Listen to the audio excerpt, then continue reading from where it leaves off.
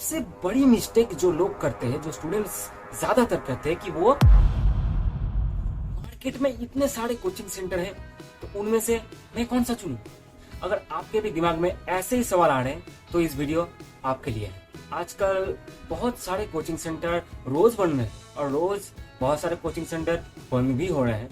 तो कौन सा कोचिंग सेंटर हमारे लिए ज्यादा बेहतर साबित होगा, आप इस वीडियो को एंड तक देखते रहिए। आपको मैं बहुत सारे इंसाइट्स दूंगा कि कौन सा कोचिंग सेंटर आपके लिए बेस्ट होगा, आपको किस किस चीजों पर ध्यान रखना चाहिए। नंबर 1 पॉइंट इज, आपको ध्यान में रखनी पड़ेगी सबसे जरूरी बात कि उस कोचिंग सेंटर का सक्सेस रेशियो कितना है, उसमें से कितने बच्चों का हर साल क्लियर होता है वो एग्जाम। आप जिस भी एग्जाम के लिए तैयारी कर रहे हैं, NEET, JEE, IIT JAM, CSIR, NET, GATE, अंत में आपको तो रिजल्ट चाहिए। आपको देखनी पड़ेगी कि उस कोचिंग सेंटर का सक्सेस रेशियो बाकी सारे कोचिंग सेंटर्स के मुकाबले कैसी है, एंड क्या वो जेन्युइन है, उन लोगों का सच में वहां पर क्लियर हुआ है एग्जाम या फिर।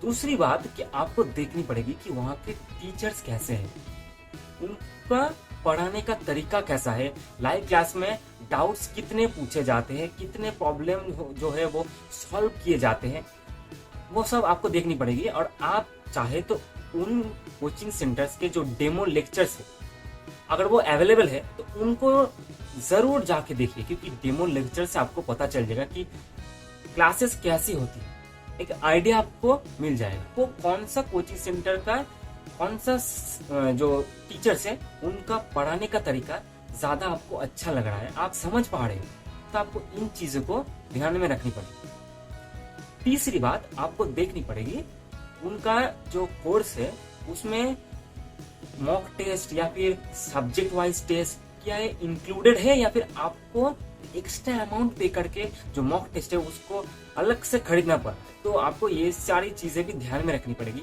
और वो टेस्ट की जो फ्रीक्वेंसी है वो कितनी है, वीकली टेस्ट या फिर मंथली टेस्ट, फुल टेस्ट कितनी ले जा रही है, क्योंकि आपको अल्टीमेटली एग्जाम में जाकर टेस्ट ही देनी पड़ेगी। आपको कितना याद है, कितना नहीं याद है, आप कितना पढ़ते हो, आपने कितना किताब आपने पढ़ा है, वो सारी चीजें मैटर नहीं कर। जो एग्जाम का पैटर्न है वो कैसा है, वो सेम ही होगा। जो टेस्ट के जो क्वेश्चंस है उनका लेवल कितना है, वो एकदम बेसिक लेवल के तो नहीं है, और आप उनको सॉल्व करके बहुत ही मजे में हो कि मुझे तो सब कुछ सॉल्व करना आ गया। 4th पॉइंट इज, आपको देखना पड़ेगा कि वहाँ के जो लाइव क्लासेस हैं उनमें जो इंटरेक्शन है स्टूडेंट और टीचर्स का वो कैसा है। अगर कोई डाउट्स पूछ रहा है और एक साथ बहुत लोग सेम डाउट पूछ रहे हैं और उन लोगों का अगर आंसर नहीं मिल रहा है, या फिर डाउट सेक्शन में आपने अगर कोई डाउट पूछा और आपको उसका आंसर नहीं मिला, इसी से रिलेटेड एक पॉइंट है कि वहाँ का कस्टमर केयर, जो ऐप पर अगर आप क्लास कर रहे हो तो वहाँ का जो कस्टमर केयर है वो कैसा है, वो रिस्पॉन्ड कर रहे हैं कि नहीं कर रहे हैं। अगर वहाँ पर कोई दिक्कत आ रही है, आपको आप क्लासेस नहीं अटेम्प्ट कर पा रहे हो, तो वो एक बहुत ही बड़ी दिक्कत की बात होगी। अगर आपने खरीद लिया और आपने बाद में देखा, आपको जाकर पता चला कि आप क्लासेस ही नहीं अटेम्प्ट कर पा रहे हो, वो जो ऐप है वो बंद हो जा रहा है किसी भी कोई भी रीजन की वजह से, तो आपको ये सारी चीजें भी देखनी पड़ती है। सबसे बड़ी मिस्टेक जो लोग करते हैं, जो स्टूडेंट्स ज्यादातर करते हैं, कि वो किसी भी टीचर्स को देखकर वही कोचिंग सेंटर को ज्वाइन कर लेते हैं। आपको एक भी टीचर से इंस्पायर होकर उस कोचिंग सेंटर में ज्वाइन नहीं होना है, क्योंकि आपको वो एक पर्टिकुलर टीचर नहीं पढ़ाएंगे, बहुत सारे टीचर्स हैं जो मिलकर आपको पढ़ाते हैं।